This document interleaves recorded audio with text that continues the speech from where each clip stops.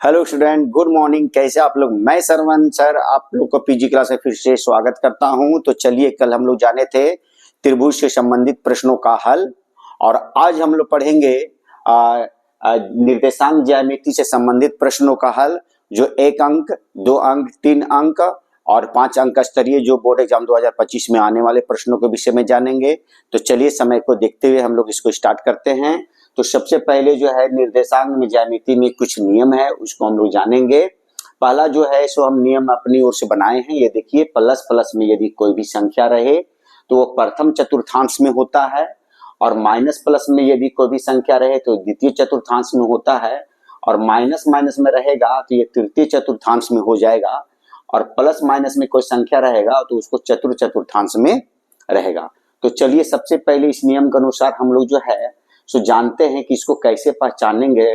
तो वो जानते हैं। तो पहला नियम में जो है, तो जैसे देखिए यहाँ पर एक क्वेश्चन लिखे हैं हम, बिंदु 2 -3 किस चतुर्थांश में स्थित है।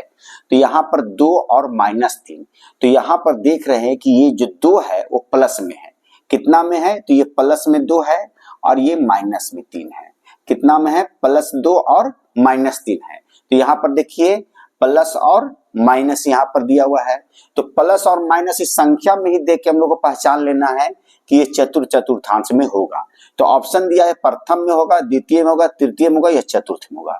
तो चतुर्थ में हम लोग क्या करेंगे कि टिक लगा देंगे। तो आगे देखिए हम लोग, यदि ये प्रश्न अगर माइनस माइनस में रहता, जैसे -2 रहता, -3 रहता, तो तृतीय में हम लोग टिक लगाते। और यदि ये रहता माइनस प्लस में रहता, जैसे ये -2 रहता और ये 3 रहता सिर्फ, तो इसके द्वितीय चतुर्थांश में हम लोग टिक लगाते। और यदि प्लस प्लस में दोनों रहता, जैसे 2 और 3 सिर्फ रहता, तो इसको प्रथम चतुर्थांश में हम लोग टिक लगाते। तो उम्मीद है कि आप लोग को चतुर्थांश से संबंधित जो प्रश्न का जो है हल आप लोग को समझ में आ गया होगा। तो मैं आप लोग को एक ही प्रश्न बताया हूं, आप लोग को इस तरह से बहुत सारे प्रश्न आप लोग को बुक में दिए गए हैं, उसको आप लोग को देख के जो है सो हल करना है। चलिए, तो पहला नियम हम लोग को है सो समझ में आ गया है। दूसरा नियम में है, देखिए, एक्स वाई में यदि संख्या रहे तो एक्स को हम लोग भुज बोलते हैं और वाई को हम लोग कोटि बोलते हैं। तो यहाँ पर देखिए, दूसरा प्रश्न जो हम दिए हैं, बिंदु -6 और 10 की भुज क्या है। तो पहला जो है वो एक्स है और ये जो है सो वाई है। तो एक्स को हम लोग यहाँ पर भुज बोलते हैं और वाई को हम लोग कोटि बोलते हैं। तो यहाँ पर पूछ रहा है भुज, तो भुज हम लोग को -6 हो गया। तो ऑप्शन में देखिए यहाँ पर जो दिया गया है, तो ए में है सो -6 दिया गया, इसमें हम लोग टिक लगा देंगे। उसी प्रकार देखिए, बिंदु 3 4 की कोटि बताना है। तो ये एक्स है और ये वाई है। तो कोटि किसको बोलते हैं? तो ये वाई को हम लोग कोटि बोलते हैं। तो कोटि हम लोग को कितना हो गया? 4 हो गया। तो ए में 3 है, बी में -3 है और सी में 4 है। तो सी वाला में हम लोग टिक लगा देंगे। तो उम्मीद है कि आप लोगों को जो है से दूसरा नियम भी ऐसे आप लोग को समझ में आ गया होगा। अब आगे हम लोग देखते हैं चौथा प्रश्न जो बोल रहा है, एक्स अक्ष से 5 और 12 की दूरी ज्ञात करें। अब एक्स अक्ष से 5 और 12 की दूरी जब पूछेगा तो हम लोग जानते हैं कि जब भी लिखाता है एक्स, वो सीधा जाता है।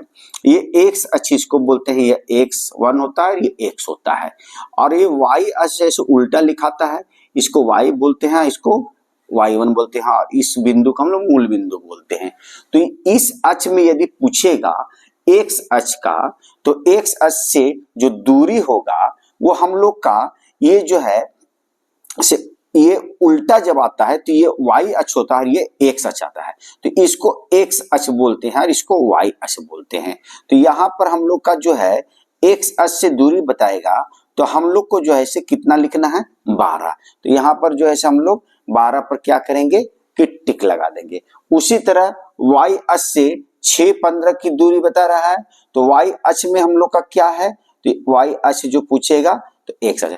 इसमें हम लोग उल्टा इसलिए आप लोग को समझा रहे हैं क्योंकि ये x है लेकिन ये y है, लेकिन x अक्ष पूछेगा तो y वाला को मान लिखना है, और यदि हम लोग को y अक्ष पूछेगा तो x वाला का मान है सो लिखना है, वो दूरी है सो हम लोग को लिखना होता है। तो y अक्ष से 6 और 15 की दूरी क्या होगा? तो यहाँ पर ये 6 हो जाएगा। तो उम्मीद है कि आप लोग को चतुर्थांश, भुज और कोटि और दूरी आप लोग को है सो समझ में आ गया होगा। अब चलते हम लोग आगे जो प्रश्न है वो किस तरह से पूछे जाएंगे, ये तो एक अंक स्तरीय प्रश्न है। अब एक अंक स्तरीय प्रश्नों को हम लोग पूर्ण रूप से जानेंगे। तो अगला प्रश्न क्या है वो जानने से पहले जो बच्चे नए आए हुए हैं, जो पहले मेरे वीडियो को नहीं देखे हैं, वो पहली बार मेरे वीडियो को देख रहे हैं, वो सबसे पहले मेरे चैनल को लाइक कर दे, सब्सक्राइब कर दे और हो सके तो बेल बटन दबाना ना भूलें। यदि आप बेल बटन दबाते हैं तो मेरा नोटिफिकेशन सबसे पहले आपको मिलेगा, अर्थात मेरा वीडियो सबसे पहले आप ही का मोबाइल में जाएगा और आप जो है से 2025 का बोर्ड एग्जाम अच्छी तरह से तैयारी कर सकते हैं। तो चलिए आगे हम लोग बढ़ते हैं। तो यदि जो बच्चे स्क्रीनशॉट लेना चाहते हैं वो ले सकते हैं, और नहीं तो जो बच्चे मेरे चैनल को सब्सक्राइब किए हैं वो इसे देखकर तैयारी कर सकते हैं। तो चलिए आगे क्वेश्चन हम लोग जानते हैं।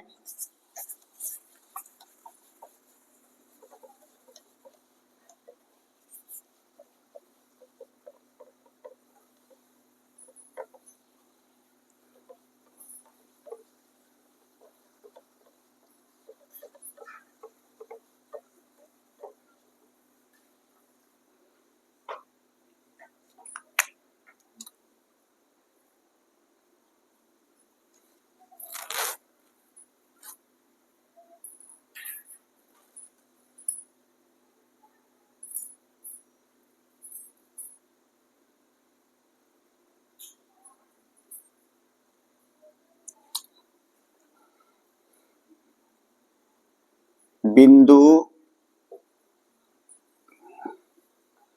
4,5 की दूरी मूल बिंदु से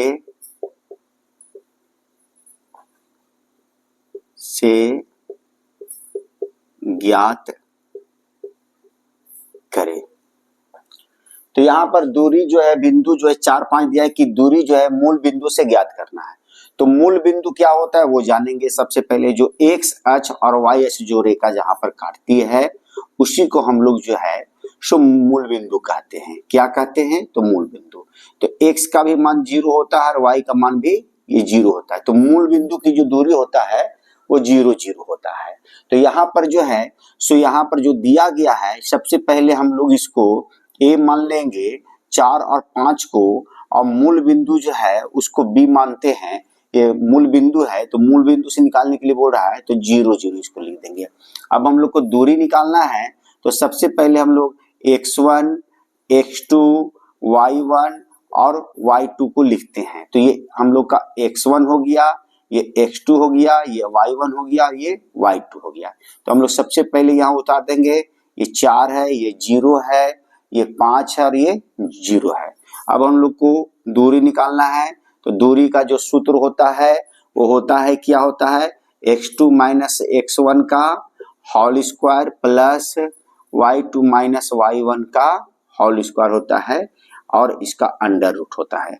अब चलिए मान को देखकर हम लोग यहाँ पर क्या करेंगे कि बैठा देंगे। x2 कितना है तो 0 है, माइनस है x1 कितना है तो 4 है, इसको कोष्ट में कर देंगे, इसका स्क्वायर है तो स्क्वायर लिख देंगे, प्लस y2 हम लोग का कितना है तो 0 है, माइनस y1 कितना है तो 5 है, इसका होल स्क्वायर तो स्क्वायर कर दिया और रूट अंडर कर देंगे इसको हम लोग।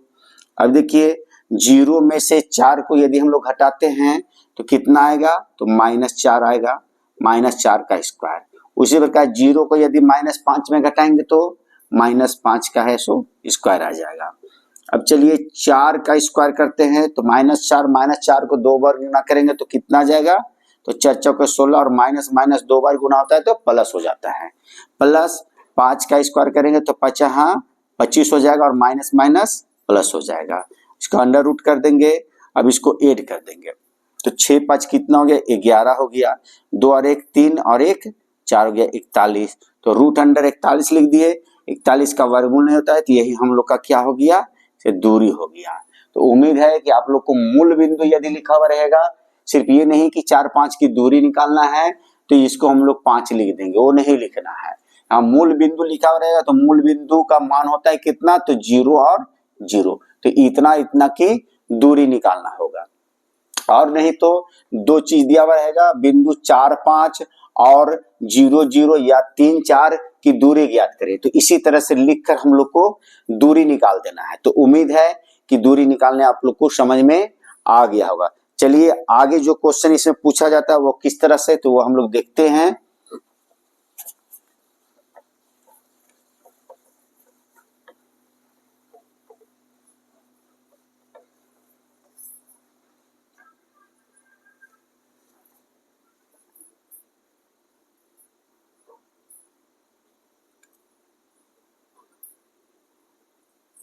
बिंदुओं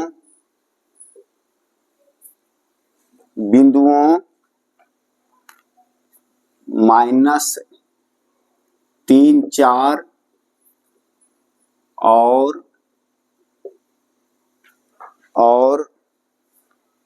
7, 8 को मिलाने वाले रेखाखंड का मध्य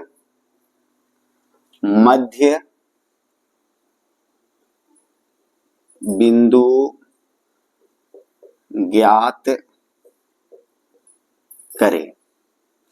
तो हम लोग को -3, 4 और 7, 8 जो मिलाने वाला जो रेखाखंड है उसका मध्य बिंदु हम लोग को निकालना है।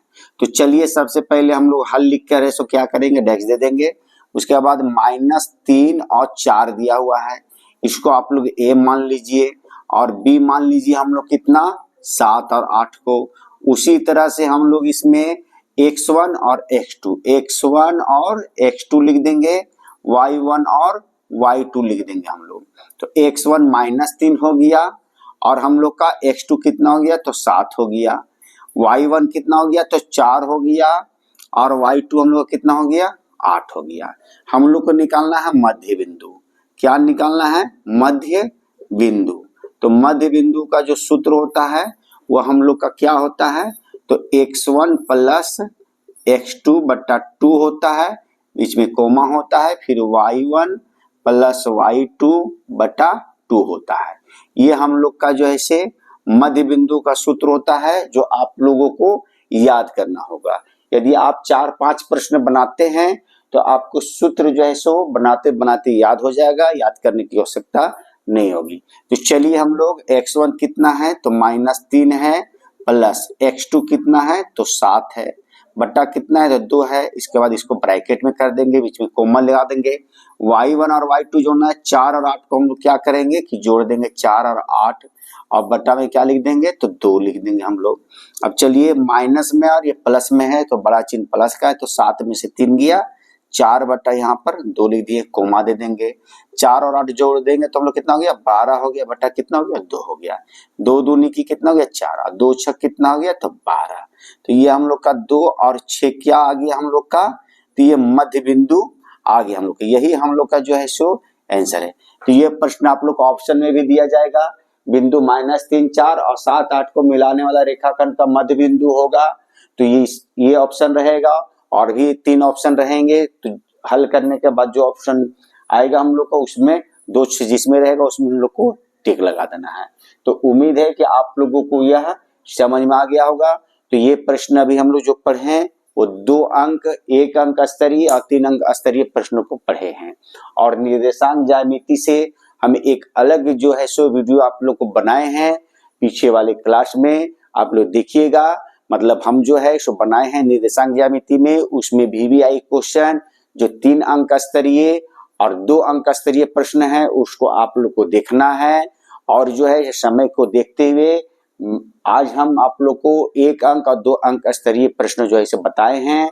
3 और 4 अंक स्तरीय आप लोग को मेरा डिस्क्रिप्शन बॉक्स में जाकर उसमें आप देखिए कि उसमें है सो कौन कौन से प्रश्न जो है सो जो VBI है वो हम बता चुके हैं और उसको आप तैयार कीजिए, उससे बाहर कोई भी क्वेश्चन नहीं आएगा। तो चलिए फिर मिलते हैं नेक्स्ट अध्याय के साथ। तब तक के लिए have a nice day, good day, take care.